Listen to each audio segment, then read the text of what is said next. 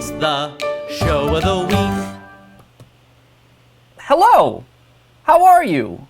Welcome to the show of the month. My phone just lit up and told me, do the stream, so I'm doing the stream. Hi! Disclaimer, I've been playing Pokemon Go all day, and if Blastoise shows up in my front lawn like it did earlier today, we may have to cut this stream short. I'll promise this will be really fast. This is for future people. This is a Patreon-sponsored live stream. If you want to join these live streams live when they actually happen, you should click on this link and join my Patreon if you're in the future. If you're in the present right now, you can't click on it right now because I haven't made the annotation yet. Patreon keeps me from being a starving artist. It lets me do more wonderful things like this. First time ever we have a tie in what shows we're talking about, so we're going to talk about both She Loves Me and The Great Comet, two musicals predicated on love stories and writing letters. That might be about all they have in common. Danielle asks if I ever got to watch She Loves Me. Now, let me tell you, my experience with watching She Loves Me has been fraught with complications. I was in the process...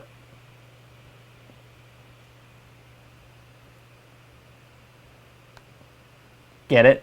Get it? It's a joke. Now, it was a great experience for everyone on Twitter, but I had an awful experience. I am still in a series of email correspondence with the people at customer service for Broadway HD who have been nice, if less than responsive. I'm waiting to hear back on whether or not I can get a refund because I saw only bits and pieces of Act 2. Apart from my experience with the live stream, the production was stunning. It absolutely deserved its Tony for Best Set Design, is that right? Yeah? Just the way it all opened and spun and came in and came out.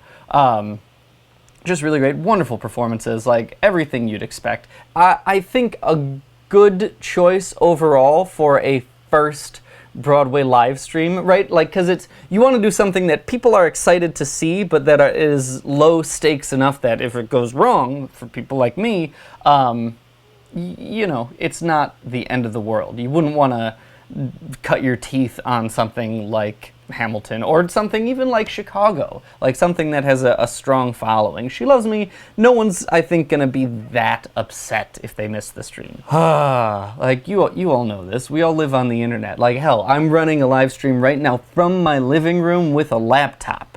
It's complicated, but it's not that complicated. It's not that difficult to do right. And on the internet, when you do something wrong, especially something you've charged for, you should be responsive to your customers. Unfortunately, the Broadway HD customer service has not been keeping up with that time frame. So if they announce another live stream, it'll take a lot of convincing for me to sign on to that. But enough moaning and groaning about my technical problems. Let's talk about She Loves Me. She Loves Me is not a concept show, right? It's a show about people doing people things in a people world. It's not, you know, it doesn't take place, it takes place, it's like, words are hard, it's real, it's physical, and so that makes, I think, things like set and props a little more difficult sometimes, right? Like if you have something that's really high concept, or even like medium concept, you have somewhere to start, you have something to go with, like an idea to jump off. With something like She Loves Me, where it is just a story of human beings, it's just as if we've removed the fourth wall from the stage. It's very, very, you know, it's realism. Finding a consistent, effective motif for the sets and the props and the whole production design, I think is more difficult. And I thought, from the bits I saw of Act 2 and the pictures I saw of Act 1, She Loves Me did a wonderful job with all of its production design. You know, one of the things I wondered, and I wonder if this plan had changed when the live streaming plans came forward, but all of their set seemed like a touring set waiting to happen, you know? The way it like opened and closed, nothing particularly flew in, nothing, like there wasn't anything too technical about the whole thing. It was the sort of set you could pack up, throw in a truck, and take to Peoria. The songs in She Loves Me are just beautiful. The whole sounds while selling, like this is musical comedy done well. The songs are funny in and of themselves. A lot of contemporary comedy, not just even musical comedy, but like SNL comedy and just the way we write jokes nowadays is the fact that we write jokes. We write, setup, setup, setup, punchline, callback. That is the structure of a contemporary joke. And a lot of that has seeped into musical theater for sure. But that takes a lot of time, right? A lot of the humor in She Loves Me exists in and of itself. It feels like a pun. It comes across just in the clever use of language and the reversal of expectation. And I think that's something that's missing from a lot of contemporary musical theater. I'd like to see more of it. I don't know. It definitely feels dated. It definitely feels older. I think more contemporary authors could take advantage of humor like that. It's a good thing you can do in musical theater because we're living in a world of heightened, exaggerated language that I don't at least see as much in contemporary pieces of musical theater. What do I think about there being no negative repercussions to the pen pal reveal at the end of She Loves Me? I think the way romance is treated in She Loves Me is certainly problematic through a contemporary lens. And there's this is a long-standing adaptation of an old Hungarian play, right? Perfumery. And so clearly there's something about this story that rings well with the human populace. But I was having this discussion with a friend recently, and I couldn't quite articulate what my problem is, but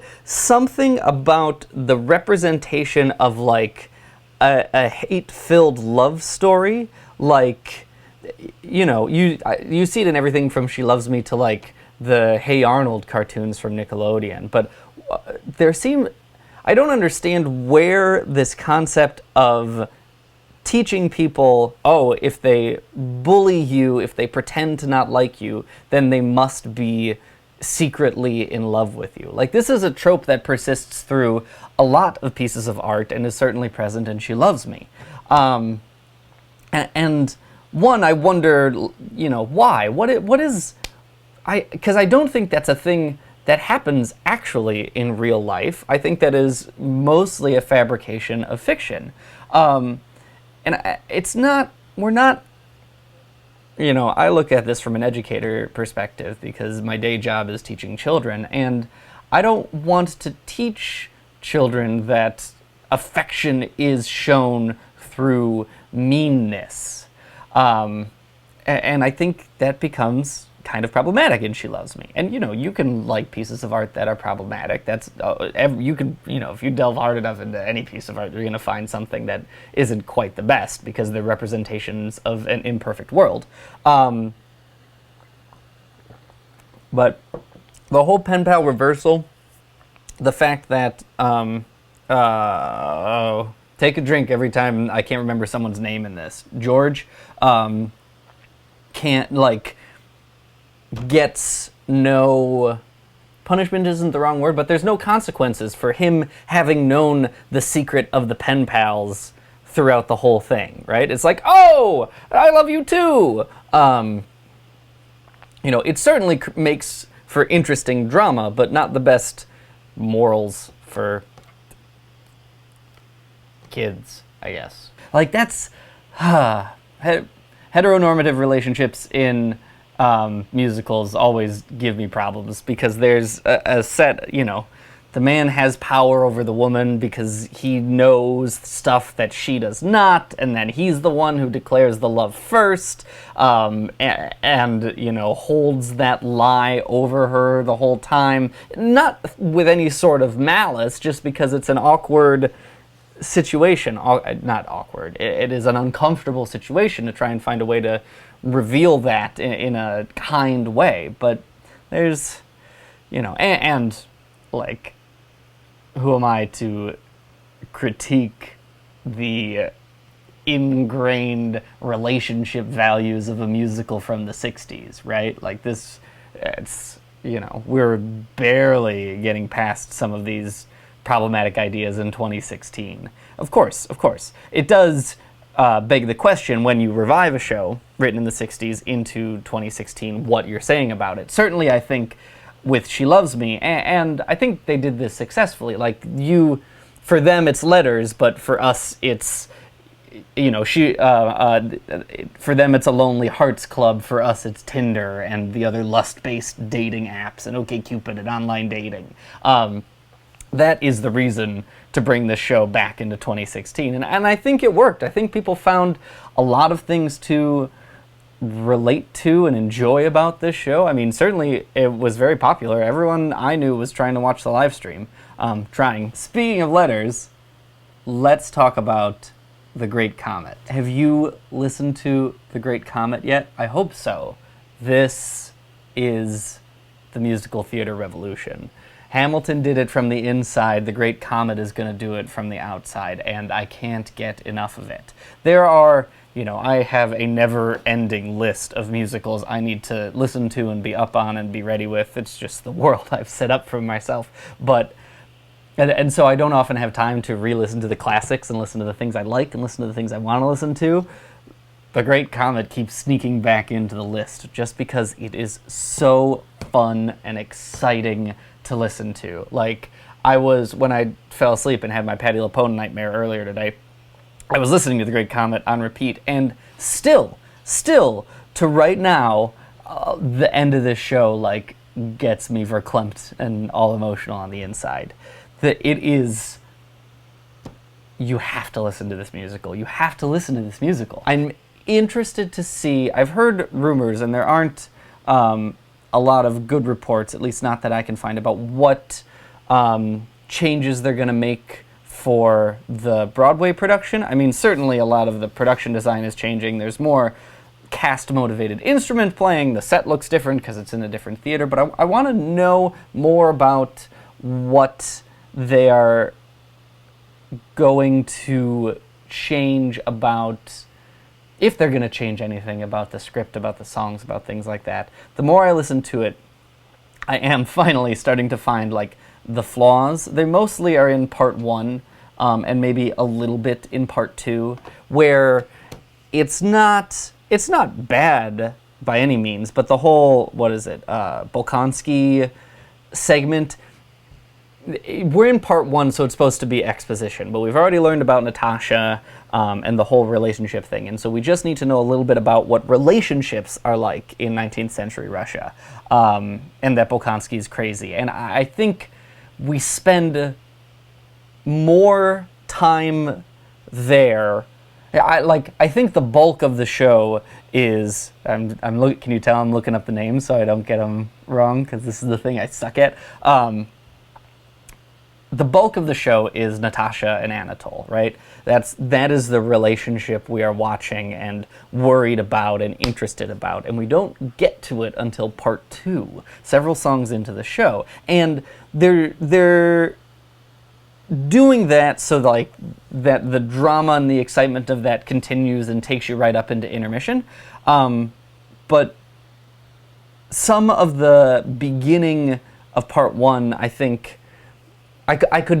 it feels like it might drag a little bit, a tiny, tiny little bit, and I want there to be more import in the things there. Dave Malloy is an amazing human being.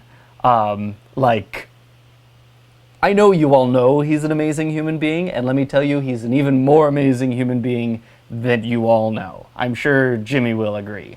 Wink! I am, maybe this much nervous that people aren't gonna get this show, and not that they're not gonna be able to understand it, but that it's the sort of, in the same way that a lot of people pish-posh something like Hamilton before they listen to it. Oh, that's hip-hop, I don't listen to that. I could see that being the death knell of Comet, and they're going to have to do something. I feel like, and who am I? I'm just, a guy talking to his camera and a bunch of people on the internet. But I want to see their, hey, you can bring your family advertisement for The Great Comet. which, I don't know if you can bring your family to the Great Comet, but that might be another discussion. Oh, I should do the thing. I like doing the thing. You ready? Stop taking pictures right now! I had another friend who works at the Goodman and posted a picture of inside the refrigerator, and there was like a little wrapped sandwich or salad wrap or something that in grease marker on it said P. Lapone, and the caption said, "It's starting." Rosie O'Donnell followed me on Twitter today because show of the week tomorrow is Seussical, which I've been getting a lot of requests for, and I think is a really good show. But I had forgotten that a bunch of they cycled through a bunch of performers in the Cat in the Hat and found, I found this great picture of Rosie O'Donnell as the Cat in the Hat and tweeted it at her, and then she followed me back. Man, as much as I owe my love of musical theater to, like, the old MGM That's Entertainment compilation videos and, like, watching The Music Man as a kid, I also think I owe a lot of my love of musical theater to Rosie O'Donnell. A long time ago when I was only a child, back when we used to write things by lamplight and ride to school in our Model Ts uphill, there used to be the Rosie O'Donnell show. She had a talk show, and she was one of the first talk shows to make it a big deal about featuring Broadway musicals as performances. It wouldn't just, all the other shows would do things like popular pop artists and rock artists and other singers, but Rosie was the first show to bring on Anything Goes, to bring on Thoroughly Modern Millie. When she was ending her talk show, her last episode was this big collaboration musical episode and had all these great stars in it. And it's my thank you to Rosie O'Donnell. I wouldn't be here without her. Going off the rails. We're going off the rails. Totally gone. That I wanted to use if we were going to talk about last live stream, which was about Waitress. In a beautiful park. When we do our Jesse Mueller impression, you gotta move your lip and go, "Ha." You ready? Here it is. In a beautiful park. Ha. That's how you do a Jesse Mueller impression. You have to have control. It's like being able to control, I guess I can't do it right now, only one eyebrow. I hope this is the high quality content you were looking for. I can't even. There it is. A lot of high schools, I'm noticing this, don't do musicals. I understand, at least in my Amerocentric world, we're cutting the arts left and right. It's hard. I understand how to justify it because that's the world I live in. But if you're an administrator, if you're the person who's in charge of the money, it becomes more difficult to justify than, say, something like math or science, right? And doing a musical is more expensive. And not just from a rights standpoint, but usually, unless you find just the right people, you need a either greater number or more highly trained group of teachers. And that just costs more money. It's unfortunate. I wish maybe when I get some extra time on my hands, but it would be, that's still a false notion, right? You don't need money to put on a show. You can go stand in the park and start singing. That's fine enough to do a musical. And I wish there were greater resources for student-motivated, student-run productions. If you're a well-motivated high schooler who likes the idea of doing a musical, you should just go do it. Who cares if you've got a teacher to help you out? Get a bunch of friends together, put it on in the park, fine, great. It's art, Art is born in the public spaces. Art thrives in the forums, in the contemporary forums of the world. Who cares if your Mrs. Drama teacher isn't around to help you out? I'm running short on time. Big Brother's tonight. I have to make it to Big Brother. I have, the social obligations. Once again, thank you all. If you're in the future, check out my Patreon. You can be part of these sort of things. It's just wonderful. I love, we get off topic, we babble on, but I love all of you thank you for coming out and hanging out with me. It's like, it feels like inviting friends over to sit on your couch and gab about what you love. And I'm glad you're all here. I'm glad you've let me enter into your life, into your homes, into your everything. This has been just wonderful. I hope you're having a wonderful summer. I hope you're doing great things. That's about all I got to talk, and I'll see you next time. Bye!